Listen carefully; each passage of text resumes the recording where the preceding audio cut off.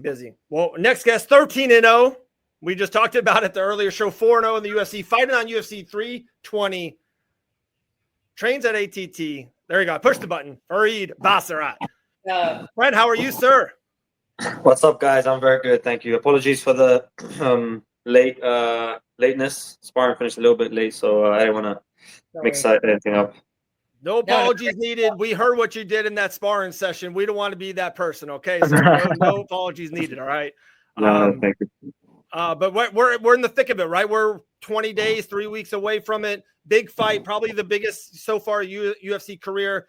Chris, Gutierrez is a true veteran of the sport. Big fight coming up at UFC 320. That's right. I think I have 19, 20 days left now, so I'm in a good place. I'm in a good position. I've been training very hard, obviously, at American Top Team for the last 15, 16 months. I love it down here. I really feel like I've found my team, and I'm just developing. I'm developing all my skills, and I just need to stay healthy now, get the weight down for fight night, and I feel like I'm going to have the best performance of my career. One thing real quick, El, please take it away after this. With you switching to AT&T, ATT, usually that happens maybe after a loss or happens, some kind of a midlife crisis in the MMA space. And, that could happen. You didn't. The brothers didn't. You're undefeated. It seemed like nothing was going wrong. Your game looked unreal from afar. Why did you make that switch 15, 16 months ago, come down to South Florida and train at ATT? What was the catalyst of that? I think when I was training in Las Vegas, and I was there for about almost 3 years. And Las Vegas obviously had its ups. There were some really good things about it. The Performance Institute was really good. There was an abundance of great bantamweights to train with and featherweights. The biggest problem I found there, though, was the structure. Everyone's timetable was different. Everyone's schedule was different. I really had to organize my own fight camps, and every night, the night before, the next day I had to schedule my own sessions, call people up, can we do this time tomorrow? Can we do that? And it took a toll on me, and I just needed somebody to take that control away from me, because you never really want to be your own coach. It was kind of I had my coaches, Dewey Cooper and Jake Shields. They were amazing, but it was me and Javid were kind of controlling a lot of what direction we take the camp and stuff like that. And I just felt like I needed a place that had really good structure and really good coaching all around. And ATT was the first place in mind. And being in that room, but for those of you who are watching live, Farid and Javid, watching them train together is awesome, by the way. It's some of the highest level training you will see in a gym. But and I see you guys all the time. You're constantly working, constantly breaking things down, drilling after class, drilling before class. I feel like I always see you on the mats. Mike Brown is a guy that I think really exemplifies that. Is that why you guys have kind of attached to him at the gym, and just what is it about him that made you want to make him one of your head coaches? Yeah, I think you said it well. I think my brother and I, we gel well with Mike because there's a lot of similarities between us. I think we're both huge fight fans. Firstly, before being a fighter, I'm a fan. I love all aspects of the sport and the game. I'll watch Muay Thai in my spare time. I'll watch boxing. I'll watch grappling, wrestling. I'm a huge, huge fan before everything. So, and Mike's the exact same, 2.0, when I first got together with Mike and he would show me his files on his phone of all the positions and all the details of specific moves, I was like, wow, this is me and Javid, So I think that's the reason. That's one of the reasons. Other reasons is he's got a wealth of experience and he's just an excellent coach. And the third one is on a personal level, he's a real chilled out guy. He's open to, because sometimes I have ideas and thoughts and he's not the type of coach that's no, you got to do it my way or it's my way, the highway. He's like, what do you feel about this? What do you think here? And I really appreciate that, So yeah, Mike's the man. He's outstanding.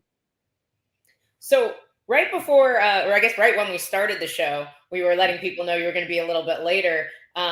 We kind of started talking about your last fight, which there was a lot of kind of interesting things surrounding. Victor Hugo missed weight by, I think, 10 pounds, right? Yeah. And I heard through the grapevine that you didn't even get like a percentage of his purse. Like how, just explain to us that fight week and kind of how all of that went down. Yeah, it was unusual because I got there as usual. Like fight week, everything was normal. My opponent turns up on a Tuesday, so like the normal day. But the only thing is, he was flying in from Brazil to Abu Dhabi. I'd already gone there like 2 weeks before to acclimate with the time zone and everything. So I already had a feeling, and majority of his fights were at featherweight already. I think he's only his last 2 fights prior to me, Contender Series and his UFC debut, was bantamweight. So I already had a feeling. I was like, something's a bit fishy coming all the way from Brazil on fight week. You know, he's known to be a feather, and I had a feeling, you know, in my gut. But whatever, you focus on yourself. And then Thursday night we start cutting. I'm very well, good job. Go to sleep, good weight. Wake up early Friday morning, continue cutting, and as soon as I finished cutting, I made weight. The nutrition Charles from the UFC nutrition team comes to me and says, "We have a bit of a problem. Your opponent's missed weight."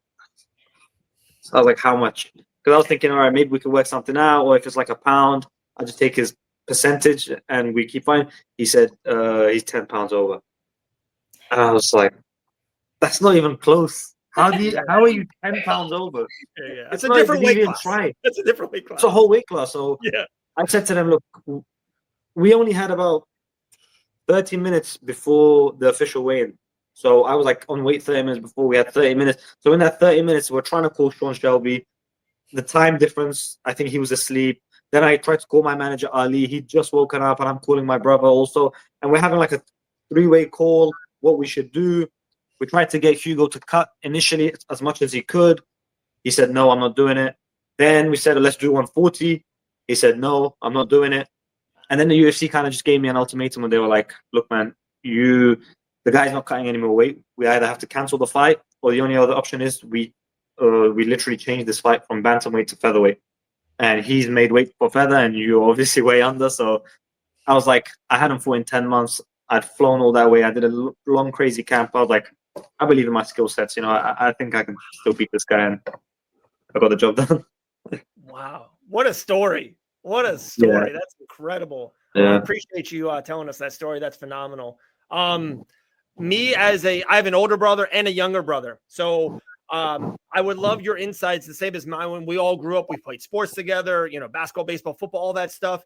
And it's funny, every single time my older brother was great, and then I was better, and then my younger brother was better than us, because you have to move up the chain. You always play head.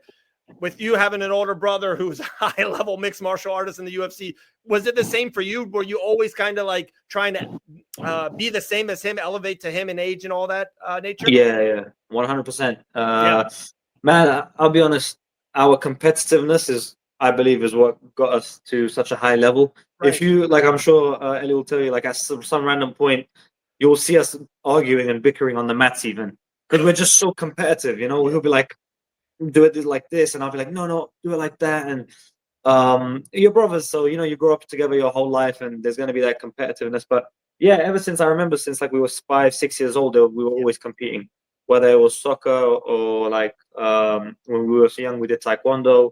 Whether it was the PlayStation, anything, me and Javid were always competing because we were close in age, also, you know.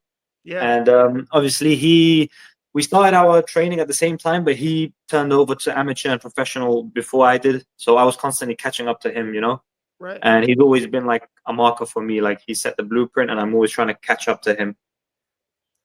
That's amazing. I love it. What soccer position did you guys play? We moved around a bit. We ended up settling at right back.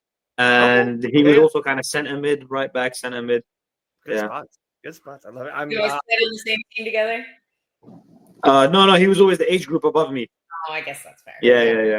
Yeah. We're so I have 2 sons and 2 daughters now, and they're doing the same thing. So they're all in soccer right now, but they're in all different age groups. So I know exactly what you're saying. Dave is dad of the year. No, Dave coaches, he has 4 kids, and he coaches every single sports team. I don't understand. That's impressive. Hey, the most important thing is to give him your time, isn't it? So Yes, yeah, absolutely. Yeah, and money doesn't matter. Money comes and goes all the time, but time yeah, and memories forever, forever. Talking about times and memories, yeah. undefeated in the UFC. Keep on making memories. UFC 320 is around the corner. This Saturday, UFC Noche. I would love your take. Big main event, featherweight division. Diego Lopez and Gene Silva. Would love your 2 cents on this fight. To me, it's a really close fight. The betting odds has Diego Lopez as a major underdog. I don't believe that, but I would just love your 2 cents on it. Yeah, I think it's a close one. I think it's close to 50-50. I think John Silva, being from Fight Nerds, they've built a online presence. There's a hype about them, so that's why the odds are probably stacked in his favor. Good point. If I'm honest, I mean, I'm a big fan of the Fight Nerds. I love what they're doing. I remember me and Javid, Kyle Bahalio and his coach, Pablo, the head of the Fight Nerds. Yeah. He spent a bunch of time in Las Vegas, so me and Javid got a bunch of work with them. They're really good. I'm a big fan of them. Diego Lopez is a juggernaut. He takes your shots, comes back with his own stuff. I'm leaning towards John Silva. Okay. I think John Silva gets it done because I think he's got a lot of power and he'll hurt. If Diego takes the shots like he tried to against Volk, I think he'll get hurt against John Silva. And also, Diego is very, very dangerous in the first round and tends to fade away. Usually, tends to fade away. In the Volk fight, it wasn't so much the case, but usually he has a great round one, and then like you saw in the Ortega fight or the Danige fight, he kind of fades away. Yeah. So I'm going John Silva. Momentum's on his side too. Respect that. I think it's such a toss-up. It's such a close fight. I feel like we haven't even really talked about this opponent coming up at UFC 320. Chris Gutierrez, he's been around in the UFC for quite some time. And I think he's kind of, he has a very distinctive style. I think he's an opponent. The leg kicks, right? Very good at leg kicks? Okay. Very good kicker, yeah. You know what to expect? Is there anything, I guess, specific that you've kind of noticed through your film study and your camp that you're looking to implement in this fight? I think with Chris Gutierrez, he's such a veteran. He's had a lot of fights. He's a very, very good opponent. Not taking him lightly at all, but I just feel like you kind of know what he's going to do when you go out there, and what he does is very good, but I do believe it's limited. He kicks very well. He does everything very well, but I just feel like the advantage I have over everybody is my well-roundedness and essentially I could take the fight where I want to, whereas he's kind of needs to do what he can only do his thing, and his thing is very good, but I feel like it's kind of all he's got. Whereas I could play his game. I kick very well also, but I could also box very well. I can wrestle very well. I can grapple very well. So I'm definitely looking to show my full skill set. But I think that would be my biggest advantage: the fact I'm more well-rounded than him. Love it.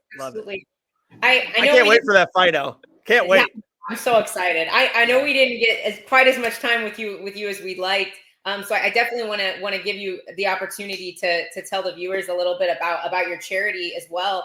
I got a chance to ask Farid about this. So you're working with an orphanage in Afghanistan, correct? And they're building a school?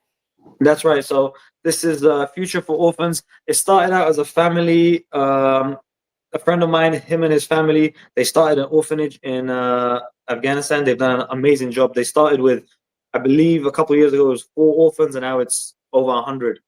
So they're doing an amazing job already.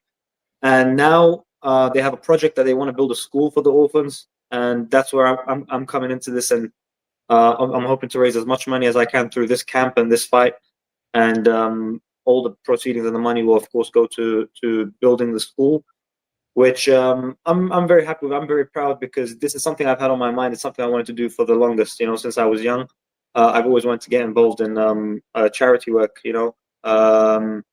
so it's, I would love for everybody to get involved and donate what they can, because it's going towards a really, really good cause, I love it. Undefeated UFC fighter, soccer player, charity. What does not for?